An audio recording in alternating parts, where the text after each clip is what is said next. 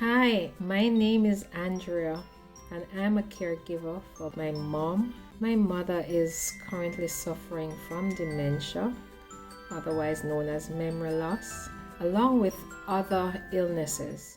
I use my channel to share tips, share strategies, information, share my experiences with you as I go through and learn about caregiving.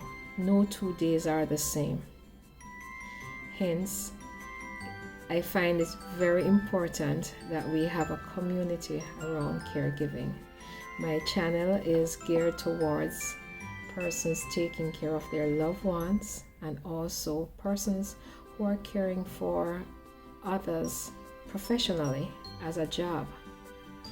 And I invite other persons who wish to come on and share with me their experiences with caregiving.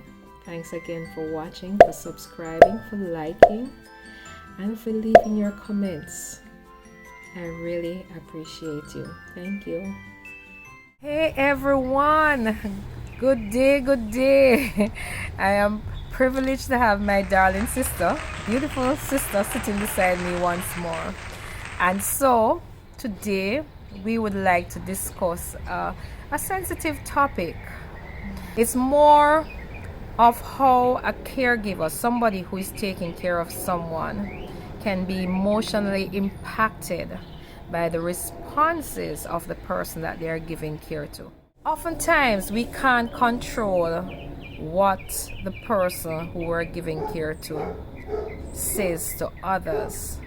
You know, sometimes what comes out of their mouth might be very, very hurtful, and it's hard for us who are giving care to that person to control what comes out of their mouth, and it might cause problems, right, sis?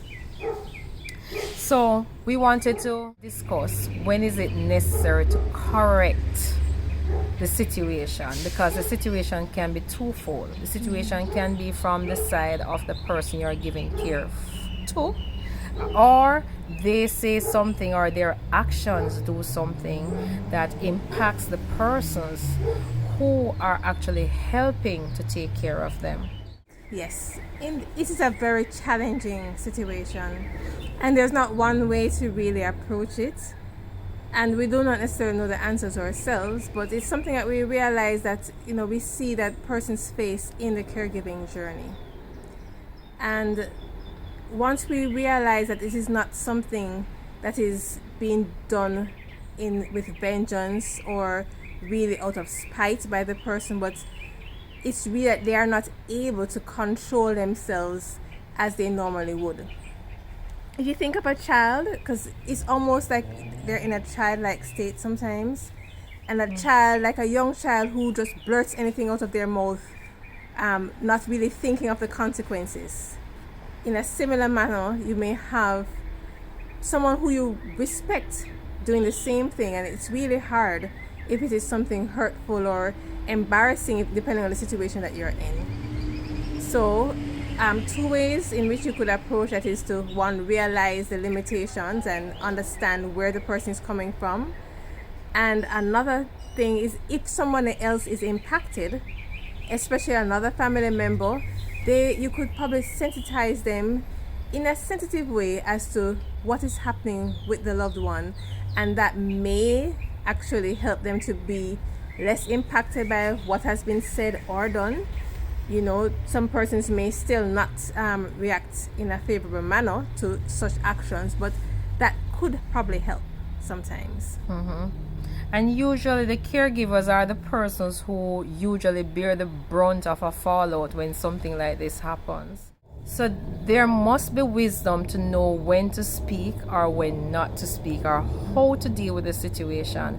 And sometimes we're not able to deal with this thing on our own. So for me, I think it's best for us to pray about the situation, ask God for wisdom, and allow Him to intervene in it sometimes.